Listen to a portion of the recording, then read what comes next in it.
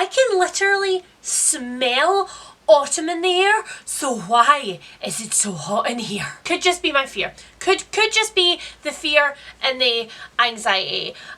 She's sweating, guys. It's my first time Bookoplathon, gods be gentle with me. Who is she kidding? I have watched enough other people's TBRs to know that that is not how the Bookoplathon cookie does crumble. Let's just get on with it and surrender to our inevitable doom, shall we? Yes.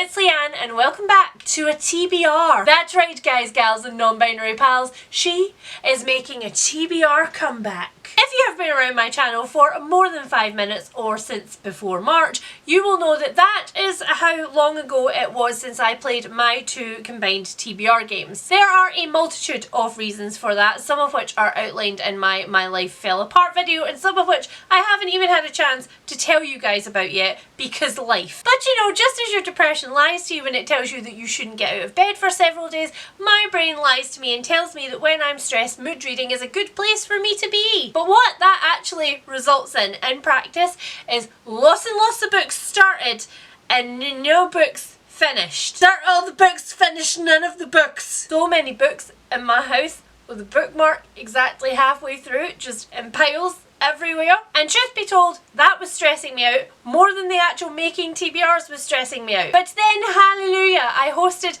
Mixtape-a-thon, and for that I had to make an actual TBR. And you know what? She stuck to it. Yes, I will accept your praise. She is finishing all the books now. It's actually quite satisfying, and that is actually the trap that I end up in because I'm like, oh, now I'm finishing books just like boom, boom, boom, boom, boom, and I look all accomplished on my Goodreads goal, but it's... we cannot keep living like this. It's bad. So after the success of my Mixtape-a-thon TBR, I finally decided it was time to get back to doing structured TBRs. And as luck would have it, my decision to do that coincided with the lovely Becca announcing that there was a month-long round of Bookoplathon coming up in September. And I have never properly participated in Bookoplathon, so I thought now is the time. We shall triumph together, or we shall fail together and cry at the bottom of the Bookoplathon board, surrounded by our community shelf cards and our dreams. One of those 2 things will happen at the end of next month. Who can say which one it will be? The only other book that is for sure on my TBR before we pick anything new with the Bookoplathon board is The Inheritance Games by Jennifer Lynn Barnes. Patreon book club is bi-monthly and we have just recently started experimenting with picking 2 books for that bi-monthly period that are in 2 totally separate genres so that everybody gets a chance to read something that they like. I will of course be reading both of those books, but I have finished the first pick, which was a Poirot, and so I just have this one left before our live show. The Inheritance Games is a YA thriller series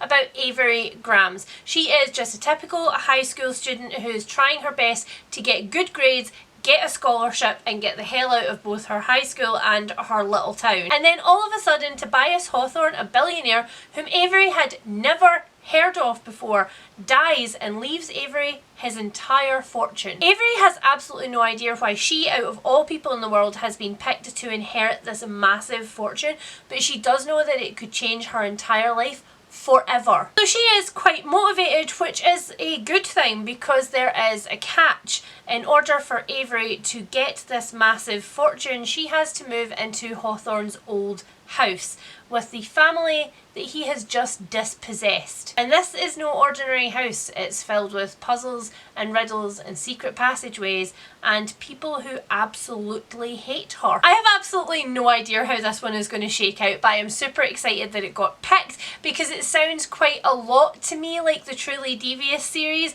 and I am very there for that vibe. Also, this is another one of those series where I'm in a bit of a weird position in that I have more than one of the books and I haven't yet tried it thanks to getting some books unsolicited in the post. And so I am also motivated. I also have my fingers crossed because it would be nice if I found a new favourite series that is already all sitting on my shelves. Okay, the other books on my TBR out of the way, it's now time to play Bookopoly. But there's a twist. Anyone who has ever watched me play any of my TBR games on my channel will know that I am never actually in charge. I get all of my prompts from you guys over on my Instagram or on my Patreon. And so that's what I've done with my Bookoplathon TBR. I have so many regrets. Because this is the first TBR that I've done in a while, and TBRs are one of the favourite things for my patrons to watch, I handed all of my roles over to my patrons. I also handed them over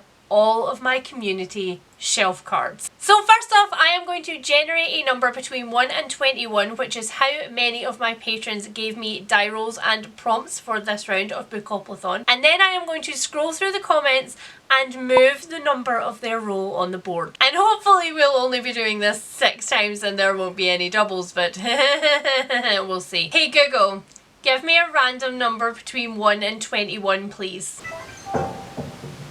17. Okay, so comment 17 on my Patreon was from Caitlin, and she gave me 6 for my dice roll. I'll be referring to my handy dandy printed out copy of the board for my doom, but you guys can watch on the pretty screen. Alright, I'm going in. Let's move 6.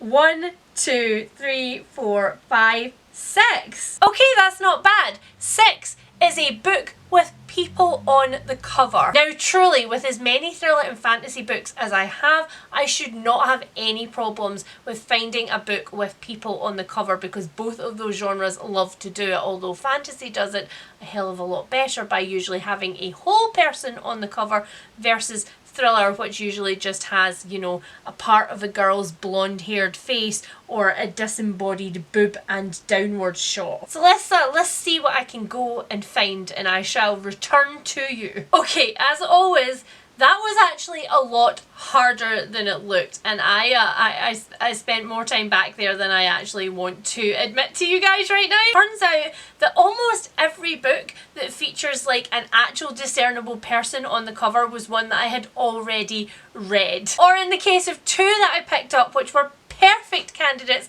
are ones that I'm waiting to read for themed vlogs. So it was a little bit more of a frustrating experience than I expected it to be. I went a couple of wrong turns. I tried The Wolf and the Woodsman by Reid, which I really want to read, but there's not quite technically a person on the cover. I think it would be stretching it a bit. And then I picked The Helm of Midnight, which is another one that's quite far up there on my TBR, but I discovered no, actually it's just a helm, it's just a suit of armour, it's not actually a person in the armour. And every single thriller that I thought would probably be appropriate and was unread on my shelves did not contain a whole person but just a body part, which again I think would be stretching this prompt a little bit. So the book that I have actually ended up with was one that I didn't even think had a person on the cover. I uncovered it while looking at something else and I was like, haha, I shall have it, it shall be mine. And that is Build Your House Around My Body by Violet Kupersmith. This was a blind pick for me. I found it on a thriller table on one of my last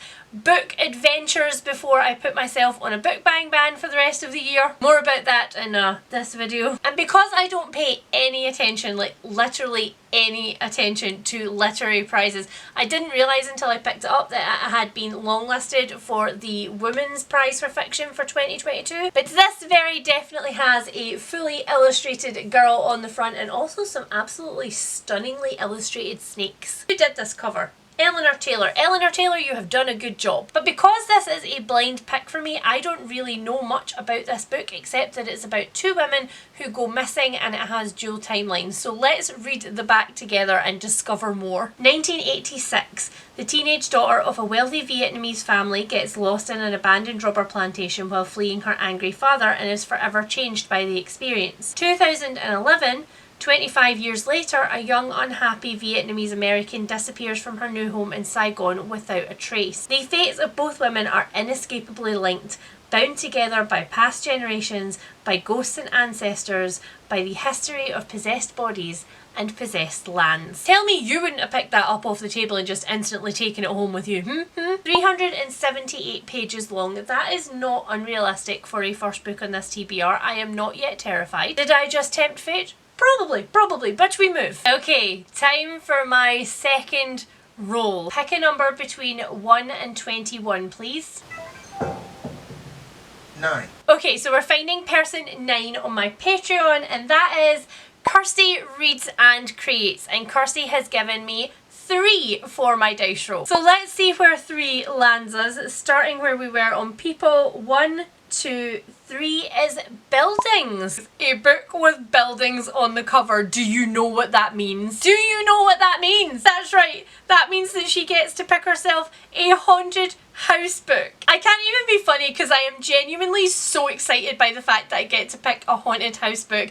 I am already thoroughly in the grips of spooky season. Spooky videos are coming your way in just a couple of weeks. The minute that it hits August, I can already see myself on the downward slope. So haunted house books have been in my brain for a couple of weeks now. Let's go and see what I've got. Okay, so I recently did a reel with some of the haunted house books that are on my horror shelves, and a couple of the books in that reel I hadn't actually read yet, and one of them just immediately sprang to mind as soon as I went to look at the shelf, and that is The Invited by Jennifer McMahon. And did I have to Google to pronounce her surname? Yes. And am I still not convinced that it is correct?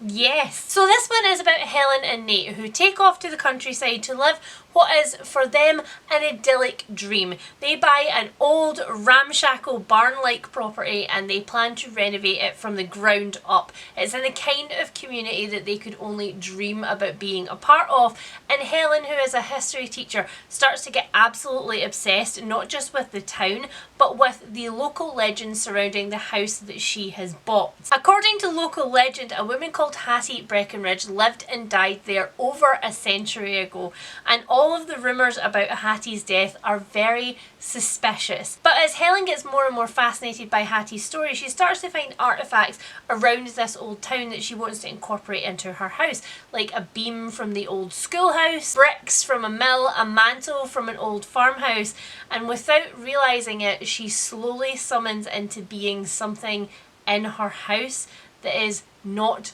of her house. Doesn't that just sound amazing? So The Invited comes in at 353 pages, which takes our total page count so far for BOOKOPLATHON to 731 pages. Still a very manageable amount if you ask me. And I'm starting to feel like the board is lulling us into a false sense of security, because both of those roles were not only very manageable but they were very nice. They were good things for my TBR. So, let's just cross all our fingers and touch all the wood, okay, that the next couple of rows are the same.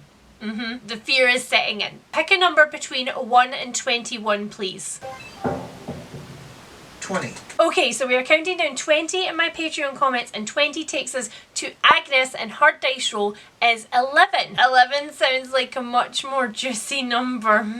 Starting off where we were on buildings, 1, 2, 3, 4, 5, 6, 7, 8, 9, 10, 11 is TBR game. Wow, the complete irony. What were the chances of landing on a space which instructs us to play somebody else's TBR game or steal a book from their TBR game whilst we were playing Becca's TBR game as we try to get me back into playing my TBR games? I don't really want to calculate the odds on that, do you? No. Nope, let's just assume that that is what fate has decided and let us go and find a book from somebody else's TBR game. Because normally if this wasn't for BOOKOPLATHON, I think I might have actually just gone and played somebody's whole game to find something from my shelves, but I think that's going to be too complicated. So I'm going to go scroll through my BookTube subscriptions and I'm going to find somebody else's TBR game to hopefully yoink a book from. Here we go. Okay, so because it's not quite September when I'm filming, I don't have anybody's new September TBRs, so I'm just going with people's August TBRs.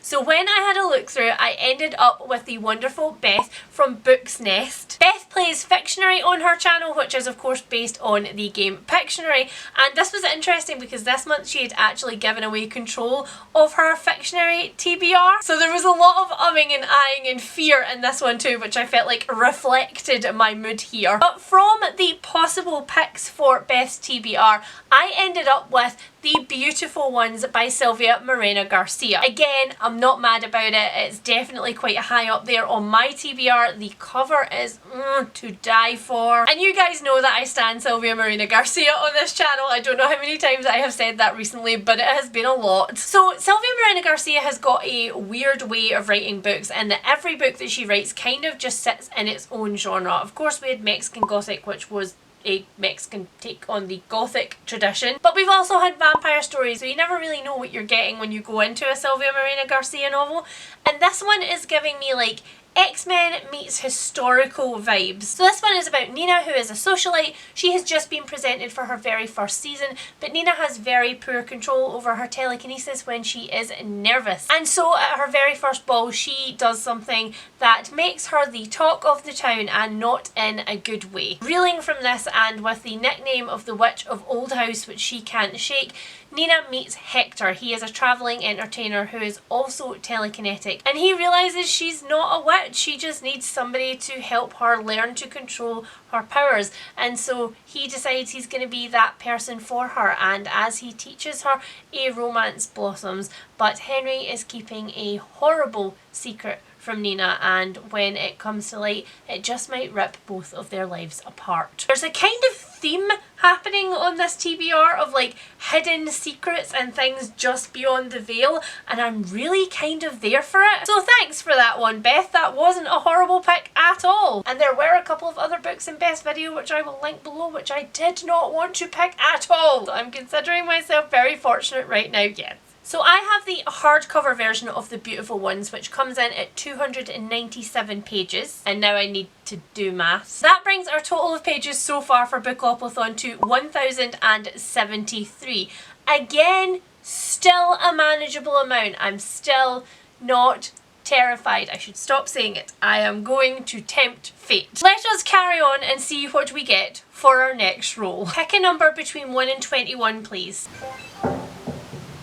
Here's a random number, 14. Alright, so we have number 14, and number 14 in my Patreon comment section is Sawyer, who has given us dice roll 8. Why do I feel worse and worse every time I go to do this? Let's count. Picking up from TBR game where we left off, 1, 2, 3, 4, 5, 6, 7, 8. It's a mood read. Oh, she out here bathing in the irony. No, I can't be trusted to mood read. That's why we're here. We're here so I don't mood read. Okay. Is this potentially going to send me into a complete spiral? Maybe. How am I going to do this? Oh, okay. So maybe none of the books on this TBR so far do I also have an audiobook for. They are all physical books. Maybe I should look through my audiobook TBR and see if something there catches my eye, because realistically I would probably be doing myself a favour if I picked myself an audiobook along with this TBR. Let's have a scroll. I'm feeling quite a lot like non-fiction on audiobook right now. I do a lot of reading like true crime and memoir on audiobook, and the good thing about memoir is that quite a lot of the time it's actually narrated by the person who wrote it, and it's nice to hear things in people's own words from their point of view. Oh, one that I'm absolutely dying to listen to, a book that everybody is talking about right now, and you know that usually that would not be a thing that I would enjoy, but for once the hype train seems to be working for me, and I wonder if that's because it is a memoir and not fiction. But it is I'm Glad My Mum Died by Jeanette McCurdy. So I actually don't know Jeanette McCurdy at all outside of this. I completely missed the iCarly phenomenon. But Jeanette McCurdy was a child actress, and she had a very, very complicated and abusive childhood right up until her mum died. There is a lot in the blurb of this one which I'm not going to read out, but I will just say that there are massive trigger warnings in this one for eating disorders and enforced eating restrictions. So if that's something that you can't read, I would steer away from this one, because I do know that a large portion of the book deals with it. But I am very intrigued about this one because it's not often that a book that is a memoir gets quite as much buzz as this one has been getting. So I think I'm going to do it. I think I'm going to choose this one for this role. And as I only have the hardback pre-ordered, let's look up on Goodreads how many pages it is so we can add it to our page count. Alright, so the hardcover edition of this is 320 pages. So that takes our total page count so far to 1,348. Again, still manageable, still not crying about it, still feel like there's a big boulder about to drop on my head at some point. We are in the home stretch though, we're on roll number 5, so let's see which number we got for number 5. 12. Alright, so 12 in my Patreon comments is Ellen, and she has given us another 11. Is this where my doom lies? Was a duplicate dice roll? Let's see. Okay, so starting at mid-read where we did not want to be. 1, 2, 3, 4, 5, 6, 7, 8, 9, 10, 11 is highest rated. Okay, so highest rated is gonna be a problem. Highest rated works really well if you have all of your TBR, all of your unread books on Goodreads, and then you can just sort through and find your highest rated book really easily. But I can't do that because I do not keep any of my unread books on Goodreads. It's strictly a log of what I have read. How will we do that? Okay, I'll come back when I have a plan. Alright, I have a plan. I am going to choose from sequels because usually sequels are higher rated on Goodreads, because if you have read the first book in the series, you are very likely to go on and read the second book in a series, and you're more likely to like it because you have the bias of already liking the first book. I mean, not always, but that is a general rule. Usually when I go on to mark a second or third or whatever book in a series as read, I will find that the ratings get higher for it the further in the series it goes. Okay, so, hey Google, pick us another random number between 1 and 5 this time. 5. Alright, that was really easy. So 5 on my list is the last book that has been published in the Wayward children's series by Seanan and McGuire. Thank you, Bookopoly gods. Thank you. If you're familiar with this series, then you will know why I am absolutely stoked that we got that one, because they are all really tiny novellas, like really tiny novellas. Now the problem with this series is that I do often end up in a rabbit hole with it. When I pick up the latest book in the series, I do quite often end up starting at the start again and rereading, but as we're adding books in this series, that's getting a longer and a longer task every time, so hopefully I will be able to curb my impulses and not do that, or, you know, I'll maybe just make it a binging vlog. We'll see. So in case you've never heard of this series before, it starts with Every Heart a Doorway, which takes you to Eleanor West's home for wayward children. This is a portal fantasy series wherein these children have each at some point in their early childhood walked through a random door which has appeared to them somewhere, and it has taken them to their perfect fantasy land, a fantasy land which is suited to their personality. The doors call to them, the doors take them to their world, but everybody in Eleanor West's home for wayward children has at some point in their adventures found another door, and that door has kicked them back into our world, which for all of them is a place that they don't want to be. They've gone to a place where they were completely 100% accepted for who they were, and now they're here, and that's just not the case anymore. So Eleanor West's home is there to try and support them as they get used to the real world again, although some of them never ever get over wanting to go back through their doors. It is a very queer series, it is a very inclusive series. We have a lot of different sexualities and genders represented,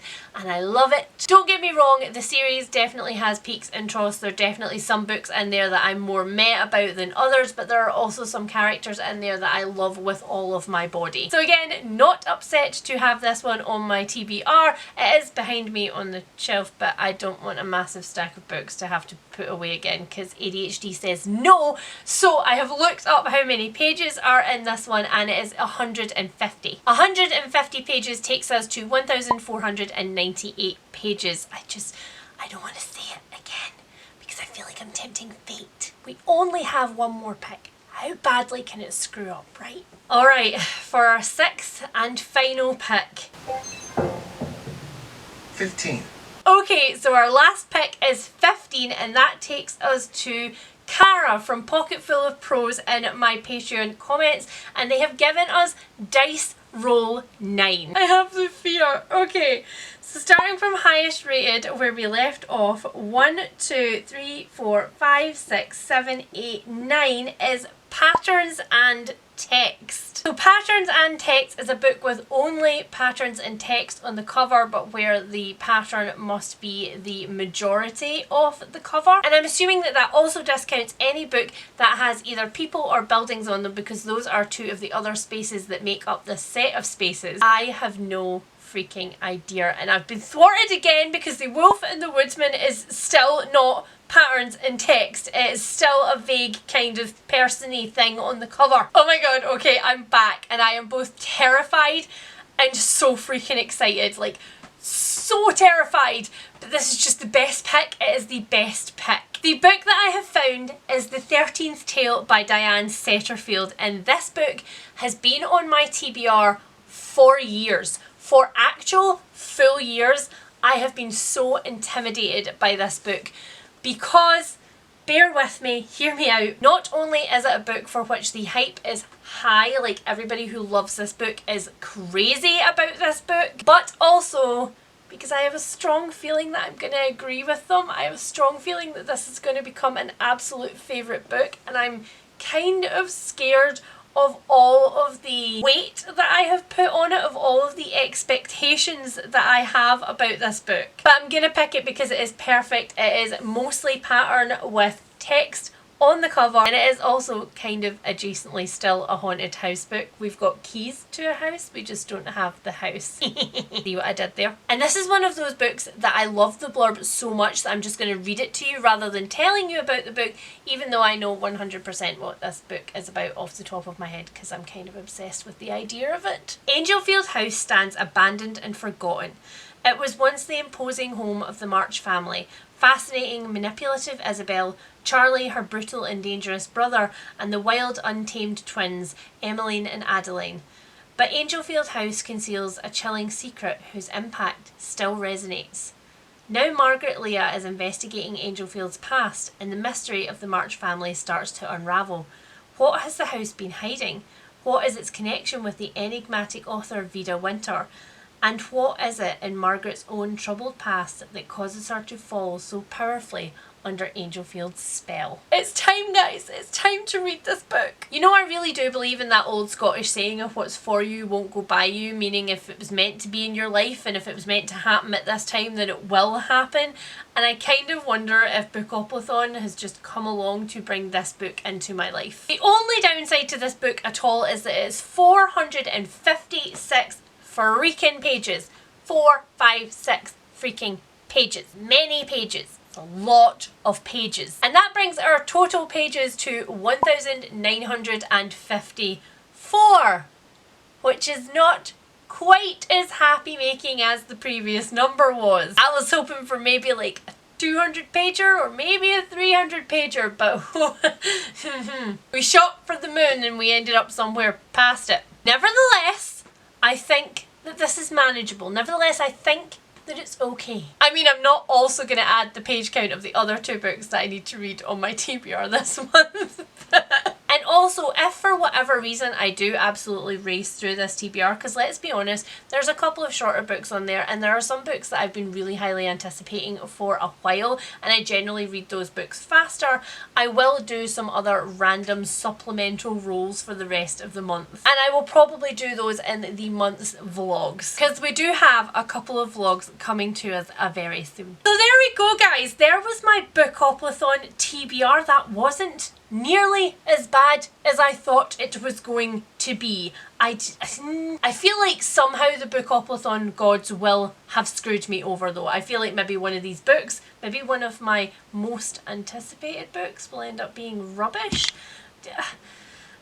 I don't know, but I feel like I got out of that one like really gently caressed by the fingers of the Bookoplathon god. I could have been punched in the face and they said not this time. So let me know if in September you are also taking part in Bookoplathon, and let me know how many books you ended up rolling. What was your favourite prompt? And as always, if you have read any of the books that I have talked about here today and you have loved them or hated them, please tell me about them down in the comments below, because I love to hear your opinions. And naturally, if you have loved any of these books and would like to recommend me similar ones, I'm down for that too. Although at this point I will put them on my Christmas list, because if they are not already a pre-order, I am not getting it this year. And of course, thank you to Becca for running this amazing readathon and giving me this opportunity to get back into TBRing where I wasn't really responsible for my own fate. If you are new here and you have enjoyed yourself, then subscribe because TBRs are once again resuming. There will be more of these shenanigans very shortly. And if you have enjoyed this video, please consider hitting that thumbs up. It really does help my channel. And I will see you all super soon. Bye! Yeah, did you like how I noped out of pulling books off my shelf about halfway through that video and now I only have 2 to put away? She a crafty bitch. She's learning. She's learning.